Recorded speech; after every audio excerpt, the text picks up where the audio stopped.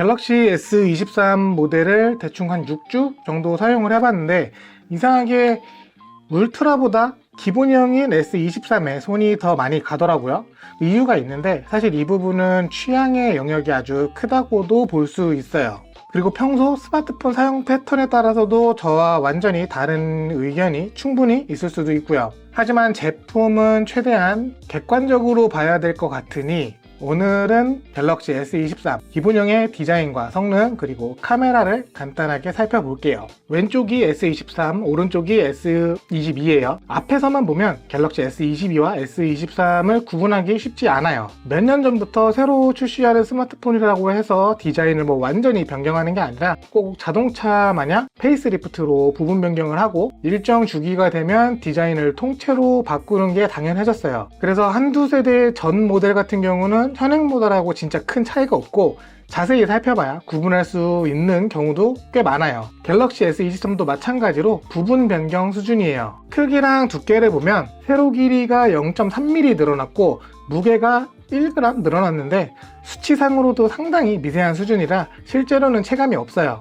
두 모델 같이 이렇게 놓고 봐도 큰 차이를 느끼기 쉽지 않고요. 근데 뒷면을 보면 좀 달라졌어요. 이 정도 바뀐 건데도 요즘 트렌드를 보면 엄청 많이 바뀐 것 같이 느껴지는데 오랫동안 사용했던 이 카메라 부분의 컨투어 컷 디자인을 버리고 렌즈만 딱 보이는 그런 디자인으로 변경됐어요. 디자인이야 워낙 호불호의 영역이 강한 부분이다 보니까 이 둘 중 어떤 디자인이 더 낫다라고는 말할 수 없지만 장단점이 있는 것 같아요. 컨투어 컷 디자인은 뭔가 렌즈를 더 보호해 줄 것 같고 디자인적으로도 포인트가 되는 느낌이기도 하지만 이 컨투어 컷 쪽 부분의 두께가 조금 두꺼워져요. 그리고 컨투어 컷이 아닌 디자인은 렌즈가 하나하나 개별적으로 이렇게 만져지기도 하고 또 돌출되어 있기 때문에 뭔가 더 취약한 느낌이 있어서 보호에 더 신경을 써야 될 것 같은 그런 느낌이죠. 전체적으로 좀 얇아 보이기도 하고 보는 시각에 따라서는 더 깔끔해 보이기도 하는 것 같아요. 개인적으로 둘 중에 하나를 고르라면 저는 솔직히 S22의 컨투어 컷이 더 마음에 드는데 이 부분은 개인 취향 차이니까 넘어갈게요. 다른 거보다 이번 갤럭시 S23은 AP가 포인트예요. 작년에 갤럭시 S22가 희대의 흑역사를 남기면서 이미지가 나락으로 떨어졌는데 그 이미지를 다시 끌고 올라오게 해줬어요. 퀄컴 스냅드래곤 8 2세대가 탑재됐는데 스냅드래곤 8 2세대 자체가 워낙에 잘 나왔고 이 덕분에 갤럭시 S23 시리즈 어떤 제품을 구입하더라도 만족도는 꽤 좋을 거예요. 그리고 참고로 이번 갤럭시 S23 시리즈는 세 모델 전부 쿨링 시스템이 똑같이 들어갔어요. 진짜 갤럭시 S22랑은 외관만 비슷할 뿐 그냥 다른 스마트폰이라고 봐도 될 정도로 차이가 있어요. 3D 마크로 스트레스 테스트를 해봤는데 차이가 엄청나요. 그냥 이 그래프 하나로 끝날 정도로 너무 좋은 결과를 보여주고 측정 직후 체감 온도도 당연히 차이 나고 전체적인 스코어 그리고 성능 지속 시간에서 아예 다른 결과를 보여주고 있더라고요. 근데 굳이 그렇게 극한의 테스트가 아니더라도 실사용에서도 발열이랑 미세한 버벅거림 같은 게 그냥 사라졌어요. 솔직히 이거는 제가 좀 예민하게 느끼는 건가 싶었는데 제 지인 2명이 이번에 갤럭시 S22에서 23으로 바꿨는데 둘 다 똑같은 얘기를 하더라고요. 심지어 그 친구들은 전자제품에 되게 무딘 친구들인데도 차이가 느껴진다고 해서 제가 느낀 게 맞구나 싶었어요. 긱벤치 6로 테스트를 해보면 갤럭시 S22는 싱글 1043점, 멀티 3251점이고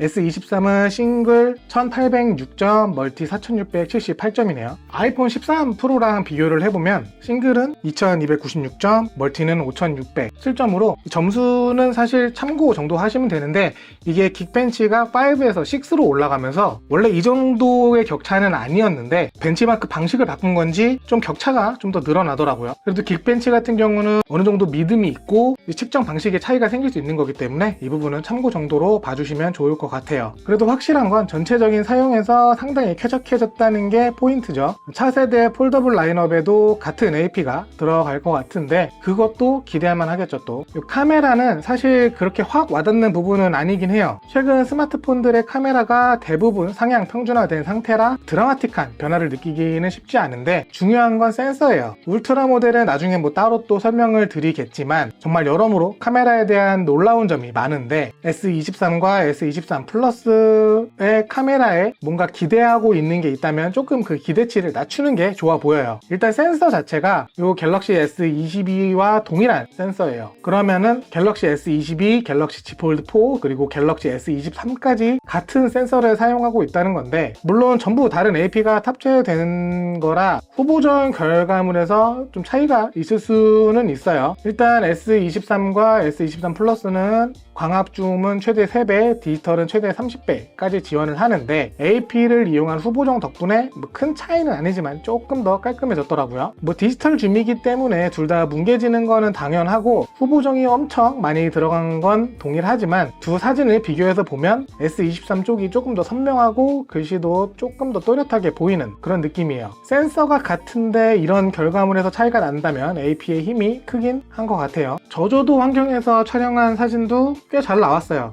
근데 메인 카메라는 잘 나오는데 아무래도 쓰임새가 좀 있는 망원 같은 경우는 저조도에서 제 기대에는 좀 못 미치더라고요. 아무래도 뭐 센서도 그렇고, 뭐 센서가 다르다고 하더라도 물리적인 한계가 또 있으니까 너무 많은 걸 바라면 안 되겠죠. 그렇다고 막 못 쓸 정도는 아니니까 오해는 하지 마시고요. UWB가 탑재되지 않은 부분이나 뭐 고속 충전이 최대 25W까지밖에 되지 않는 것처럼 상위 모델과는 분명한 차이가 있지만 충분히 매력적인 기기라고 생각해요. 최고 스펙으로 무장한 스마트폰들 보면은 막 크기나 무게가 부담스러운 경우가 많은데, 생각보다 작고 가벼운 스마트폰을 원하는 사람이 많기 때문이에요. 6.1인치가 작은 크기라고 하면 그건 또 아닐 수 있지만, 그래도 현재 스마트폰 크기를 봤을 때 6.1인치면 컴팩트한 편에 속한다고도 볼 수 있고, 전체적인 무게까지 합친다면 이만한 제품은 찾기 쉽지 않다는 거죠. 당장 아이폰 14 프로만 봐도 200g이 넘는데 30g 넘게 가벼운 S23 들어보면 진짜 차이가 확 나거든요. 체감되는 게 엄청나요. 그리고 이번에 퀄컴 스냅드래곤 8 2세대가 들어갔으니 성능 걱정도 할 필요 없고, 그 나머지 부분들도 전부 엄청 막 뛰어난 건 아니지만 그래도 중간 이상 되는, 필요할 때 제 역할 정도는 충분히 해주는 그 정도 성능을 가지고 있기 때문에 크고 무거운 스마트폰에 피곤함을 느꼈다면 아주 좋은 선택이 될 수도 있다고 봐요. 원래 그 작고 가볍고 성능 좋은 스마트폰의 위치에는 아이폰 12 미니, 13 미니가 있었는데 이제 단종이고 다시는 보기 힘들 것 같으니 갤럭시 S23이 작고 가볍고 성능 좋은 스마트폰 중 최고라고 생각해요. 갤럭시 S23 울트라도 같이 사용해봤고